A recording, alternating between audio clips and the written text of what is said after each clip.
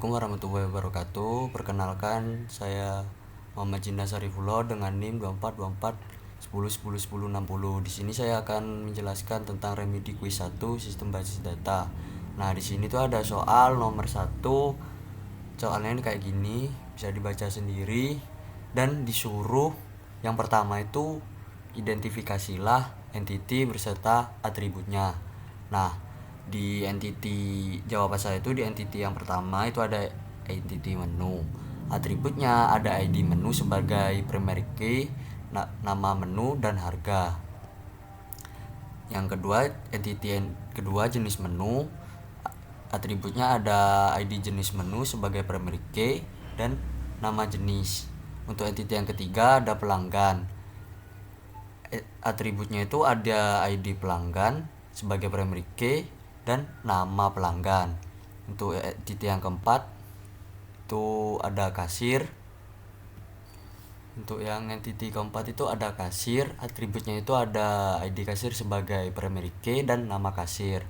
Untuk yang kelima, entity kelima itu ada meja, atributnya itu ada ID meja sebagai primary key, nomor meja dan kapasitas. Untuk entity yang keempat ada pesanan, ID pesanan sebagai primary key dan ID pelanggan sebagai forest key, ID meja sebagai forest key, ID kasir sebagai forest key.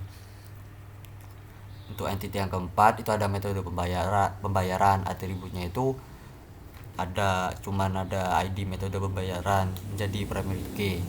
Yang ke-8 ada detail pesanan, atributnya itu ada ID pesanan sebagai foreign key, ID menu sebagai foreign key dan jumlah.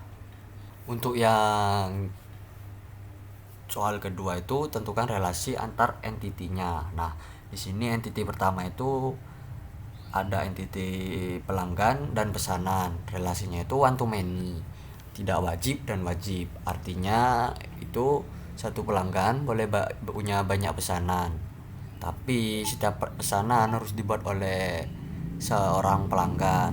Pelanggan boleh datang pelanggan itu boleh datang tanpa mesen gitu.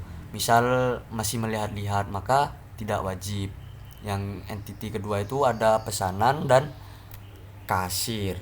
Relasinya itu many to one, wajib dan tidak wajib.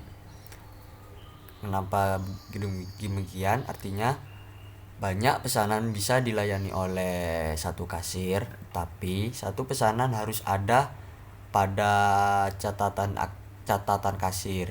Tapi kasir tidak wajib selalu punya pesanan, misal saat belum bertugas. Yang ketiga ada entity pesanan dan meja, relasinya itu many to one, wajib tidak wajib. Artinya banyak pesanan bisa berasal dari satu meja, tapi satu pesanan itu harus punya data meja. Tidak semua meja harus punya pesanan atau dalam kurung itu mejanya kosong. Untuk entity yang keempat itu ada pesanan dan detail pesanan, relasinya itu one to many dan wajib-wajib. Artinya satu pesanan itu harus punya satu atau lebih detail pesanan, dan setiap detail pesanan pasti memiliki satu pesanan tertentu. Yang kelima, entity kelima itu ada menu dan detail pesanan, relasinya itu one to many, wajib dan wajib.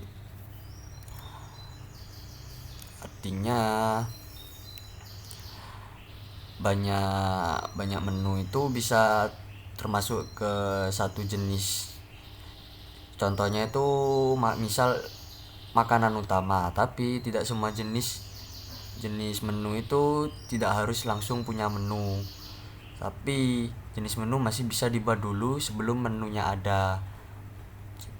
Terus entity yang terakhir itu ada metode pembayaran dan pesanan, relasinya itu one to many, tidak wajib dan wajib.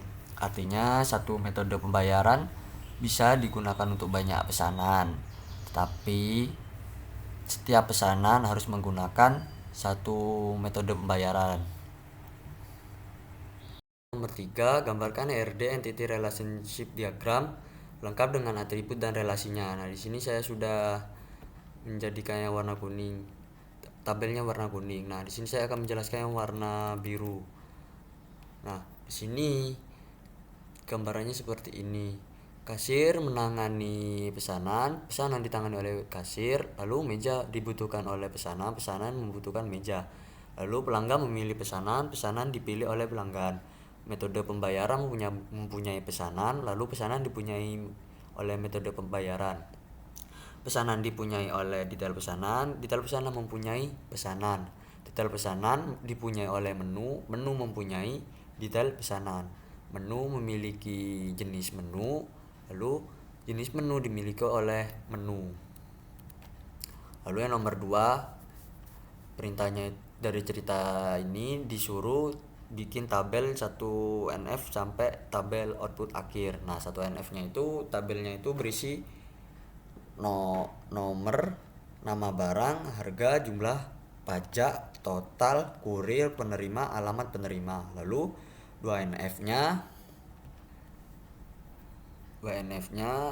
harus memenuhi syarat yang 1NF. Semua atribut non primary key harus bergantung sepenuhnya dari primary key. Tidak ada partial dependency. Identifikasinya data barang, penerima, dan kurir memiliki redundansi. Perlu pemecahan ke tabel-tabel yang mewakili entitasnya. Contohnya itu yang pertama tabel pesanan. Tabel pesanan itu ada ID pesanan, ID pelanggan, tanggal, pajak, subtotal, ongkir, dan total. Lalu tabel kedua, tabel pelanggan berisi ID pelanggan, nama, alamat, telepon. Lalu yang ketiga, tabel detail pesanan berisi ID detail, ID pesanan, ID barang, jumlah, harga. Lalu yang ketiga, tabel barang, ID barang, nama barang, harga. Dan selanjutnya tabel kurir, ID kurir, nama kurir, jenis layanan, estimasi biaya. Lalu tabel pengiriman, ID pesanan, ID kurir. Mengapa ada tabel pengiriman ini? Biar kayak mudah waktu pengoperasiannya gitu. Nah, yang selanjutnya 3NF. Yang 3NF ini sudah tidak ada transitive dependency karena setiap data berada di tabel masing-masing. Relasi antar tabel hanya lewat kunci primer dan foreign key.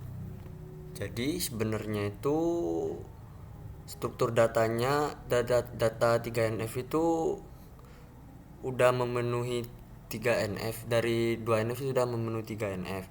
Cuma karena langsung dikasih tabel akhirnya, kita jadi gak bisa lihat proses transformasinya dari 2NF ke 3NF itu secara eksplisit. Tapi intinya 3NF-nya itu udah jalan. Udah rapi dan bebas dari duplikasi data. Nah, di sini tabel akhir output dari cerita tersebut. Yang pertama ada tabel pelanggan. Tabel pelanggannya itu berisi ID pelanggan, nama, alamat, telepon. Yang kedua tabel barang berisi ID barang, nama barang, dan harga. Lalu tabel pesanan berisi ID pesanan, ID pelanggan, tanggal, pajak, subtotal, ongkir, dan total. Lalu yang selanjutnya tabel detail pesanan berisi ID detail, ID pesanan, ID barang, jumlah, harga satuan. Lalu selanjutnya tabel kurir berisi ID kurir, nama kurir, jenis layanan, estimasi, dan biaya. Lalu tabel pengirimannya berisi ID pengiriman, ID pesanan, dan ID kurir. Sekian dari saya, kurang lebihnya mohon maaf. Assalamualaikum warahmatullahi wabarakatuh.